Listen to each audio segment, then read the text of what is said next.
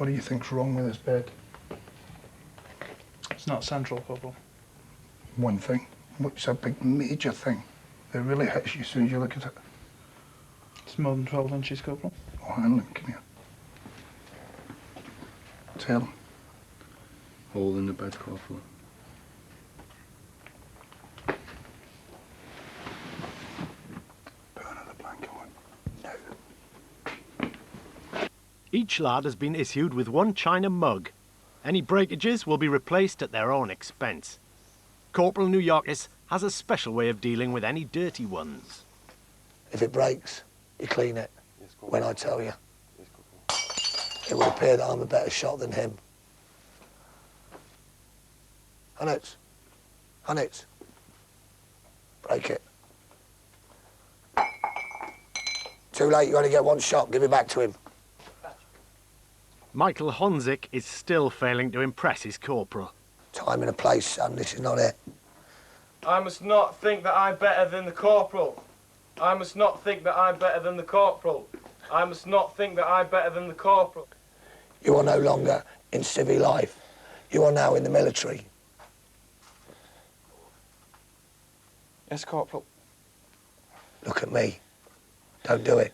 Yes, Corporal. Corporal New Yorkis doesn't want any jokers in his section. Go! He has a new strategy to get through to Michael. One section, I am sorry. One section, I am sorry.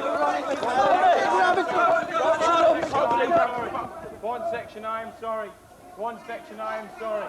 One section, I am sorry. Just run round the block. Running round the block. One section, I am sorry. Hunnits, come here. I am now getting pissed off with his laughter. I have a job to do. I cannot do that job if the comedian is constantly on my case. So I am no longer going to punish Hunnits. From now on, you will all suffer every time he gives me a smart remark or he starts laughing. Do you understand? Yes, Colonel! Everybody up against the wall. Sit in position, go. Walk up to every individual and tell them that you're sorry you're putting them through this. I'm sorry, and if I keep screwing up, you're going to suffer. I'm sorry, if I keep screwing up, you're going to suffer. I'm sorry, and if you keep screwing up, I'm going to suffer. Louder. I'm sorry, and if I keep screwing up, you're going to suffer. I'm sorry, and if I keep screwing up, you're going to suffer. I'm sorry, and if I keep screwing up, you're going to suffer. What'd you Sorry, say? if I keep screwing up, you're going to suffer. Make them stop, Corporal. Give me a reason to make them stop. Because it's not their fault. So why should I make them stop? Because I'm going to stop, Corporal. Are you sure? Yes, Corporal. I'll try my best, Corporal. Stand up. Corporal New Yorkis believes it's done the trick. At first he appeared to be a funny guy, and then it just became very monotonous. However, I think that we've taken that out of him now, and he just wants to be a part of the team and get on with it. Now that he knows it's me, he's like, any little thing I do, he's like picking up on it, but I think he'll know now that I'm going to pack it in. Because I don't want him to see me as like a clown, because I'm not. As the lads prepare for their first night, the reality of 50s basic training is starting to sink in. It's been gruesome in terms of how they've treated you so far, but that's just to toughen you up, see who's going to take it. We thought the sergeant was bad, but when we finally got here and we met the corporals, I think I suddenly wanted, I thought, oh heck, what have I done here? I wanted to go home.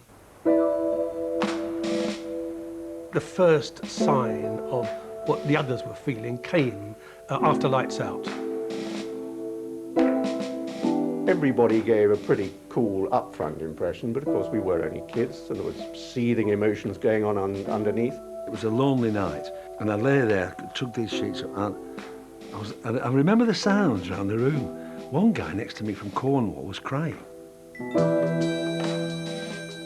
You could hear several weeping, crying themselves to sleep. I think my first night in National Service, I cried, biting a pillow so nobody could hear you crying, which was fairly stupid because you could hear other fellas crying, you know.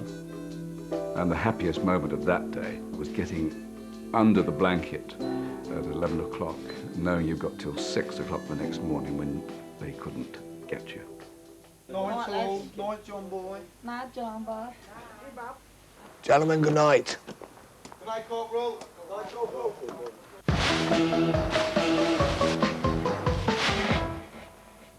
Drop 'em! Hold your pans in front of you.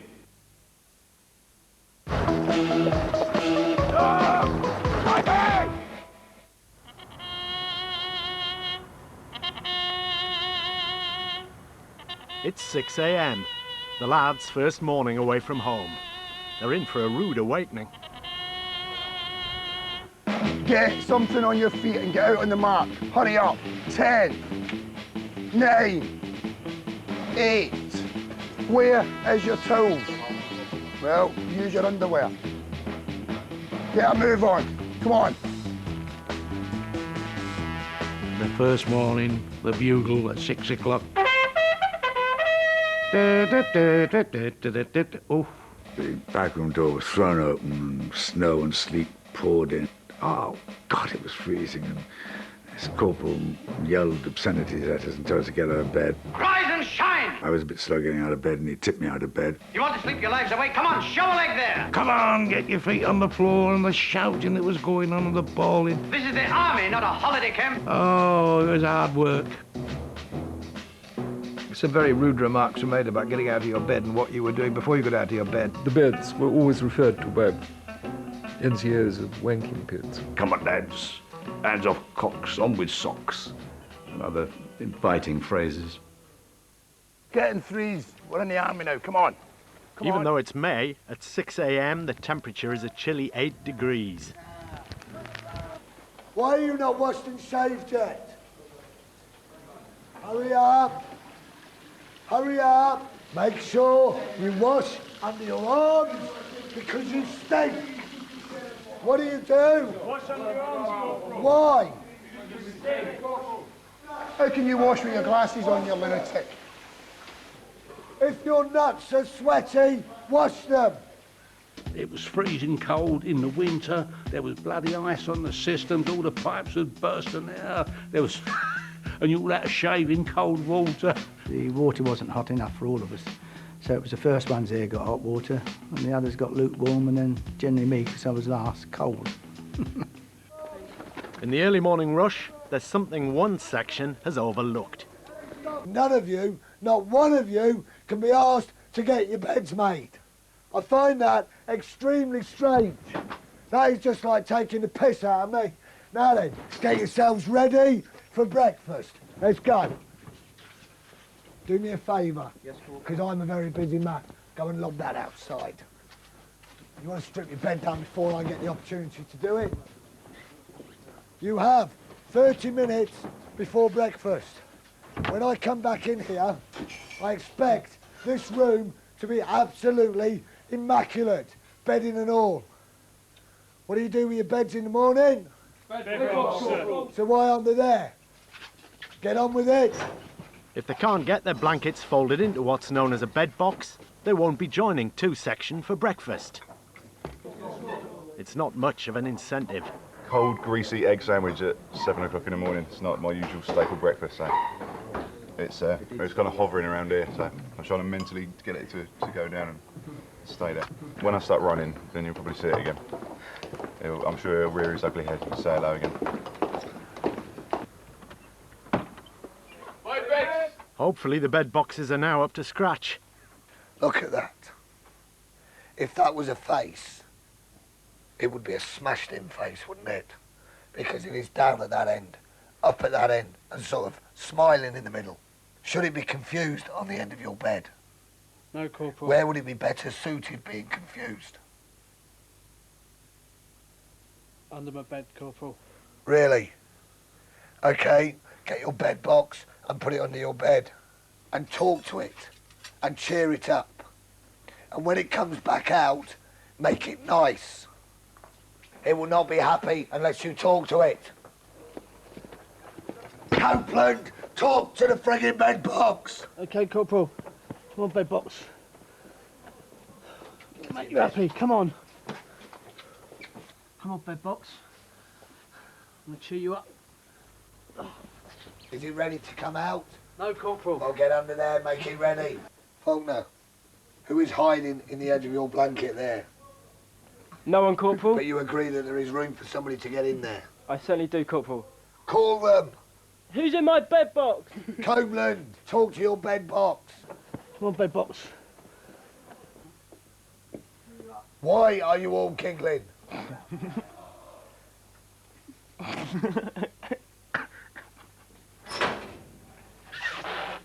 Everybody, get in your lockers now.